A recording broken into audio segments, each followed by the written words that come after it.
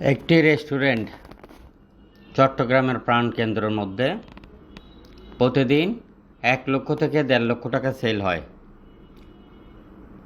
বাড়িওয়ালার কাছে রেস্টুরেন্টের মালিকের কাছে, জমির মালিকের কাছে ডিপোজিট আছে ৬০ লক্ষ টাকা। টোটাল আমাদের এখানে ১.৫ কোটি টাকা খরচ হয়েছে। প্রায় ৮০ থেকে ৯০ লক্ষ টাকার ডেকোরেশন হয়েছে। ২ থেকে ৩ মাস হয়েছে। বিশেষ কিছু কারণবশত রেস্টুরেন্টটা ছেড়ে দেওয়া হচ্ছে। যারা রেস্টুরেন্ট করতে চান, কমপ্লিট রেস্টুরেন্ট চালাইতে যে জিনিসগুলো লাগে সব একদম রানিং অবস্থায় আপনাদেরকে বুঝিয়ে দেওয়া হবে। ডেকোরেশন, কোকারিস, সব কিছু একদম রানিং অবস্থায়। এখনই প্রতিদিন ১ লক্ষ টাকা সেল হয় এবং একটি হল রুম আছে, ডুপ্লেক্স একটি রেস্টুরেন্ট।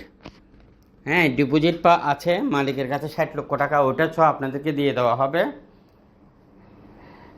১,১৫,০০,০০০ টাকা দিয়ে। ১,১৫,০০,০০০ টাকা দিয়ে আপনি কি পাবেন?